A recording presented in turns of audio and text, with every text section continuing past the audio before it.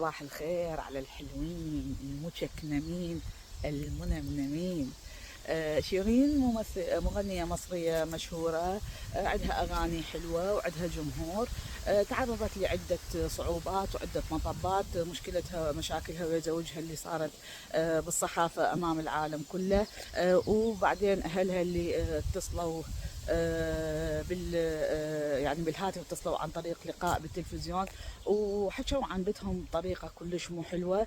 والأهل اللي ما يسنون بيتهم وبقعتها، يعني أكو علامة استفهام على الأهل، اكو علامة استفهام على اهلها.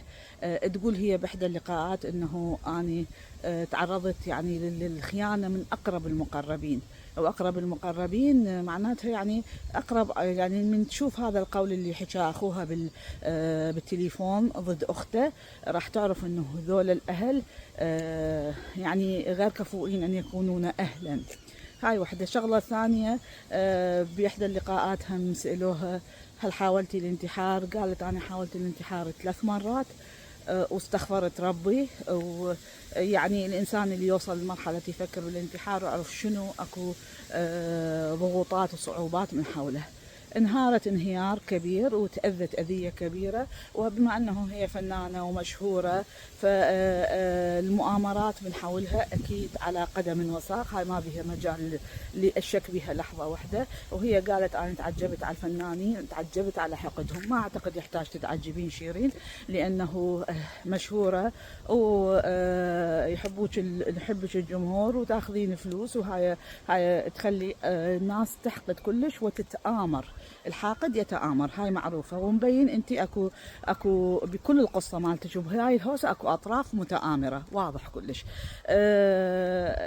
شيرين صار عندها حفلة بالمغرب، وبعد انقطاع عن الحفلات راحت أدت الحفلة وزايد وزنها، فلبست ملابس هالشكل مثل القلابية حتى تخفي زيادة الوزن. طبعا الإنسان المريض مرات ياخذ أدوية تسمن، هاي ما بها يعني واحد الكل تعرفها.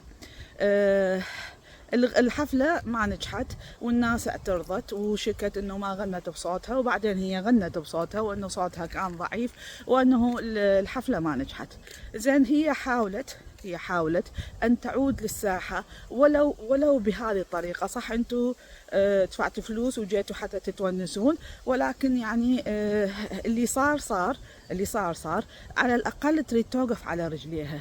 من واحد يريد يوقف على رجليه لا توقعون مثل الوحوش الكاسرة عليه، لا توقعون مثل. هي مرة بظروف وانتم كلكم تعرفون انه الظروف اللي مرت بيها كلش صعبة، وهذا الظروف الظاهرة، الظروف اللي ما انحكت بعد أمر.